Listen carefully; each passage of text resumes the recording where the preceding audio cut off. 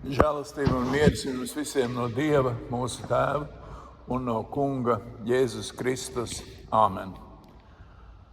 Uzklausīsim šodien pravieša Ecehiela vārdus par vasaras svētku notikumu, kā viņš daudz simtus gadus atpakaļ pirms šī notikuma svētā gara spēkā Dievs viņam atklāja, un viņš stāsta, kas notiks. Es jūs slacināšu ar šķīstu ūdeni, lai jūs topat šķīsti. Es jūs šķīstīšu no visiem jūsu traipiem un no visām jūsu elka kalpībām. Es jums piešķiršu jaunu sirdi un jaunu garu. Es izņemšu no jūsu krūtīm akmens sirdi un ielikšu jums miesas sirdi. Es jums došu savu garu un jūs vadīšu, ka jūs staigāsiet manos likumos un sargāsiet un pildīsiet manas tiesas. Āmen.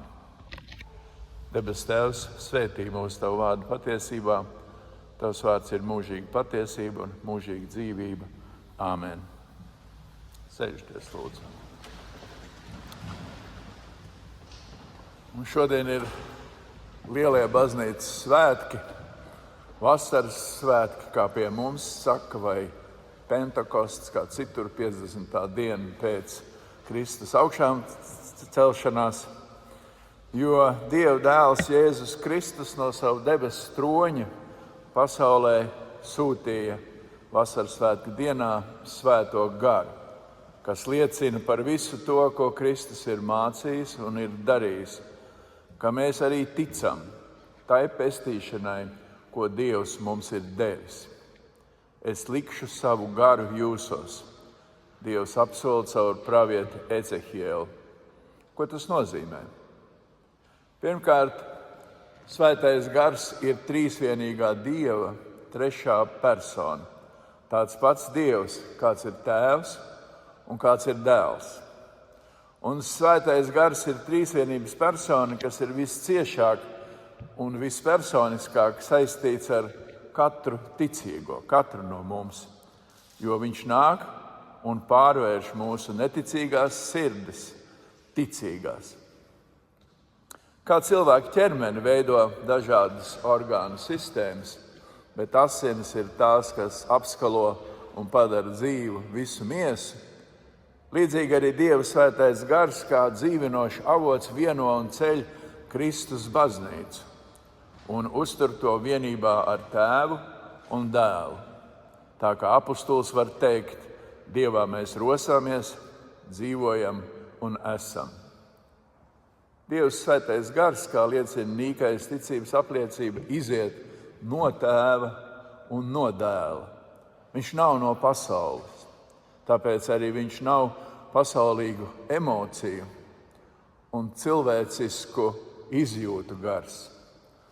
Svētais gars nav saredzams un nav sataustāms. Viņu nevar noteikt, vai viņš ir vai nav, ar mērinstrumentiem un testiem. Viņš nepieder ne laikmetiem, ne tautām. Viņa nav pasaules politikā, un neticīgai pasaulē viņa nav.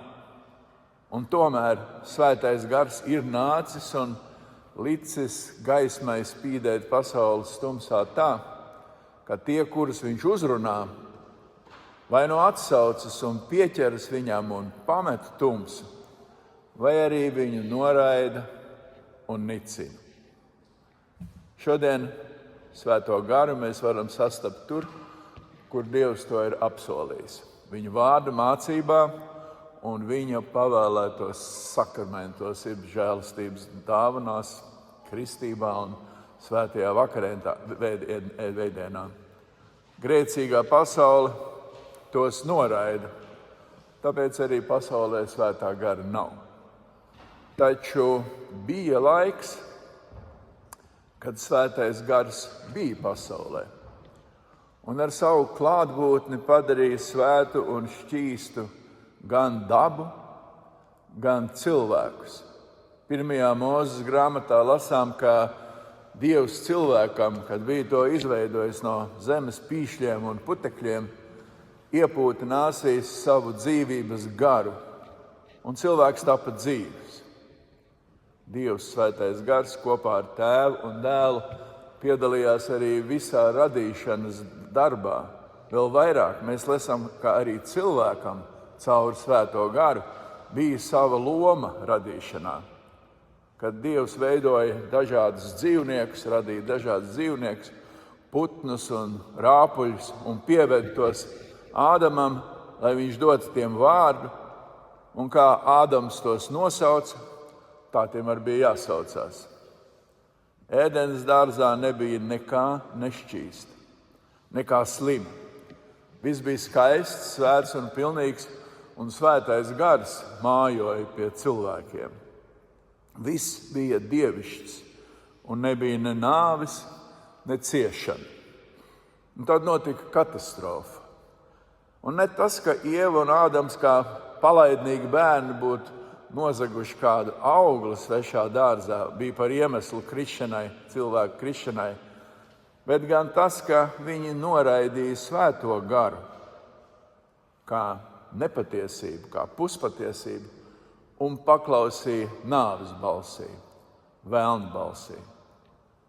Lai arī Ādams un Ieva nesaprata, kādas briesmas sagaida viņus un viņu pēcnācējus, tomēr neticība bija nesusi nāvējošus augļus, jo viņi paklausīja nevis Svētajam Garam, nevis Dievam, bet vēlnam, čūskai. Svētums nevar dzīvot kopā ar grēku. Dzīvība nav savienojama ar nāvi. Ticība nav savienojama ar neticību.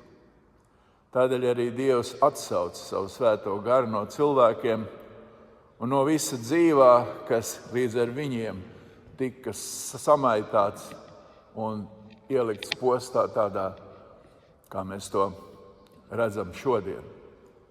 Tā pasaulē ienāca nelaimes, dabas katastrofas, slimības, sērgas, nabadzība un bats, izmisums un ļaunas kārības, netaisnība un noziegums, visbeidzot nāve.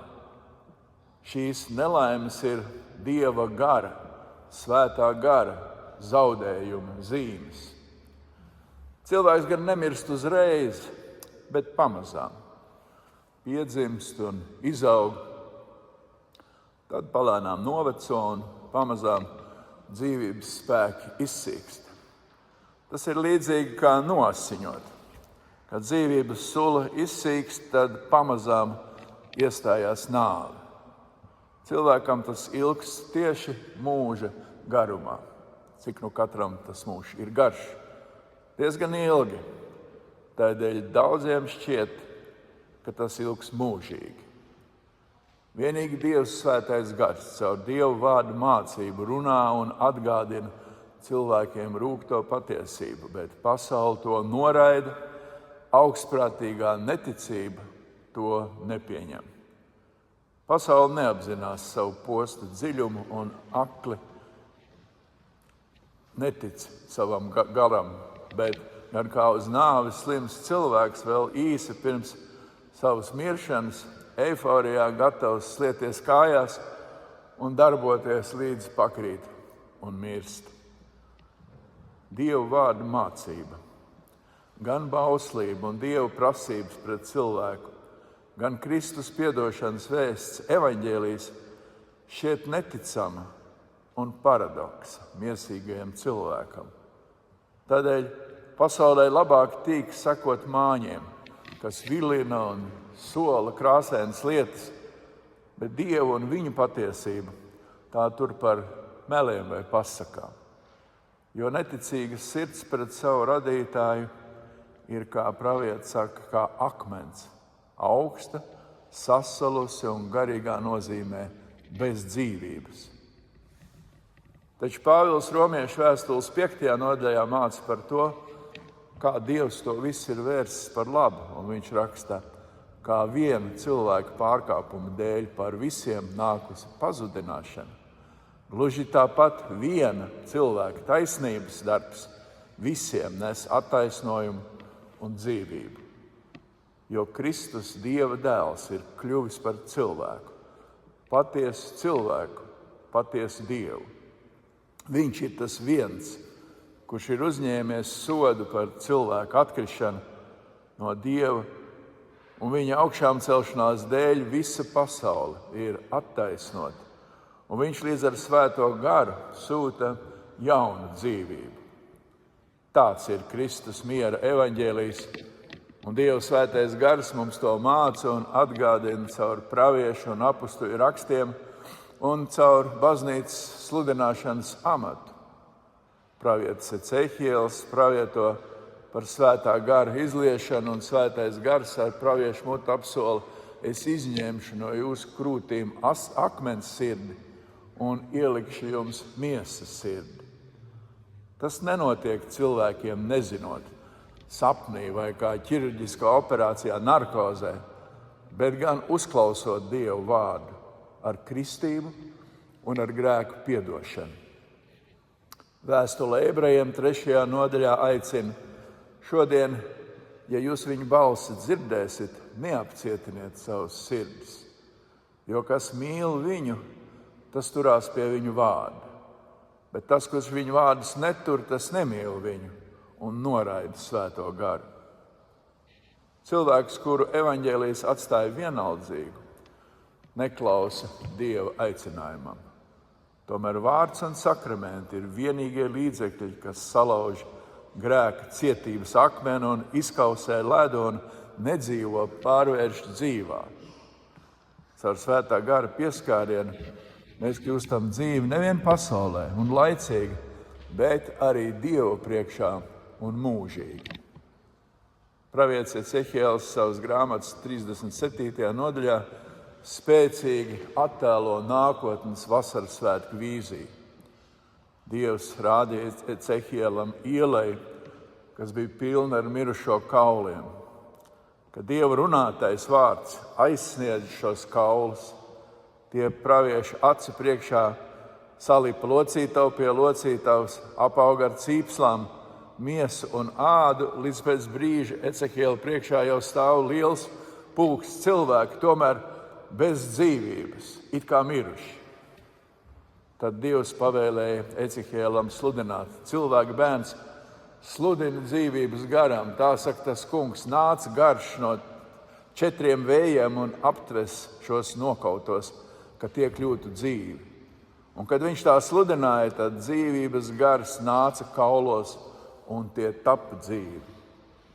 Tas ir vasaras svētku notikuma pravietisks redzējums, kad svētais gars ar rūkoņu un liesmu mēlēm nolaidās uz apustuļiem, un tie Dieva spēkā sāk sludināt viņu mācību. Tūkstošiem tajā dienā tika atdarītas ausis, un neticības akmens cieto siržu vietā tiem tika solītais Svētā gara pārkausētas dzīves un kristuma ticīgas sirdis ieliktas. Jo Dievs svētais gars izkausē neticības grēku, kas žņaudz un tur cilvēku sirdi pret Dievu kā ledu sasaluši un nedzīvu un neļauj iepazīt, atzīt un mīlēt savu pestītāju.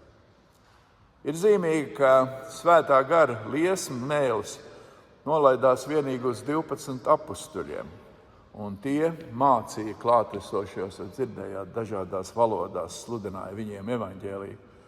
Un caur apustuļu mācību arī citi saņēma Svēto garu. Tādēļ mēs svinam vasaras svētkus kā vienreizēju notikumu, kristīgās baznīcas dzimšanas dienu. Un arī šodien nav cita veida, kā Svētais gars nāktu pasaulē, kā viens ar Kristus mācekļu un viņu pēcteču sludināto mācību kristīgajā draudzē.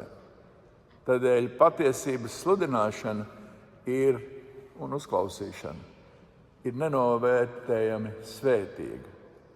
Jo tas, kurš nav dzirdējis skaidru un saprotamu Dieva vārdu mācību, tas garīgā nozīmē paliek it kā nedzīva miesa, kā miroņu kauli, jo ārpus Kristus mācības nav ne glābšanas, nedz arī cilvēka miera ar Dievu. Bet saviem mācekļiem un tiem, kas mācekļus uzklausīs, Kristus Jāņa evaņģēlijā 14. nodaļā apsolīja: mieru es jums atstāju, savu mieru es jums dodu. Ne kā pasauli dod, es jums dodu. Jūsu sirdis, lai neiztrūkstas un neizbīstas. Tādēļ vasaras svētkos caur apustuļu mācību nāca arī Dieva miers, kas tiek dāvināts kristīgiem cilvēkiem. Tas miers, ko viņš mums dod, nav saistībā ar notikumiem pasaulē, vai iet labi, vai iet slikti. Nedz priecīgiem, nedz bēdīgiem, un nedz pat draudīgiem. Kristus dotais miers sakņojas viņā pašā un iet pāri šai dzīvībai, šai pasaulē, mūžībā. Efeziešu vēstulē 2. nodaļā Pāvils māca par šo mieru, un viņš raksta: jo viņš, Kristus, ir mūsu miers. Viņš ir noārdījis starpsienu, kas šķīra, proti noārdījis naidu un nemieru, kas no Ēdenes laika ir starp Dievu un grēkā kritušo mirstīgo cilvēci. Kristus šo starpsienu ir noārdījis ar savām asinīm, tā ka Dievam vairs nav apsūdzības pret tiem, kas tic uz viņu. Mūsu grēki mums ir piedoti, un mēs tiekam saukti par Dieva bērniem un par viņu mantiniekiem. Romiešu vēstules 5. nodaļā Pāvils saka: ticībā taisnotiem mums ir miers ar Dievu caur Jēzu Kristu. Kaut arī Kristus ir miris par visiem cilvēkiem, taisnošana un miers ar Dievu attiecas vienīgi uz tiem, kas viņam tic. Ja kāds mani mīl, tas tur manus vārdus, saka Kristus. Kas man nemīl, tas netur manus vārdus. Un Svētais Gars ir tas, kurš mums liecina, kā, un varam teikt, māca mīlēt mūsu Kungu. Jo ticība nav atziņa vien, bet arī pateicības un apbrīnas pilna mīlestība. Un kur vien ir mīlestība, tur ir patiesa vienība. Likums nebaro mīlestību, un mīlestībā likumi nepastāv. Un Svētais Gars sniedz atziņu, ka Dievs ir nācis pie mums Kristū kā pati mīlestība. Tādēļ Gars atceļ likuma lāstu un dara dzīvu. Tā ir Svētā Gara dāvana, ka viņš mūsu garīgi mirušas grēcinieks, kā Ecehiela izkalt šos kaulus, ir darījis par dzīviem ticības zariem. Mēs ticam uz Kristu, kādēļ Dievs arī mūs uzlūko kā savus mīļos bērnus. Tāda ir vasaras svētku dāvinātā Svētā Gara vēsts. Šī vēsts ir pārdzīvojusi gadu tūkstošus un pastāvēs līdz pasaules galam. Kaut arī zemes pamati izkustētos un kalni sagāstos. Dieva vārds un solījumi nezudīs. Es likšu savu garu jūsos. Tas ir noticis. Par to, lai ir mūžīga pateicība Dievam, Tēvam, Dēlam un Svētajam Garam. Amen.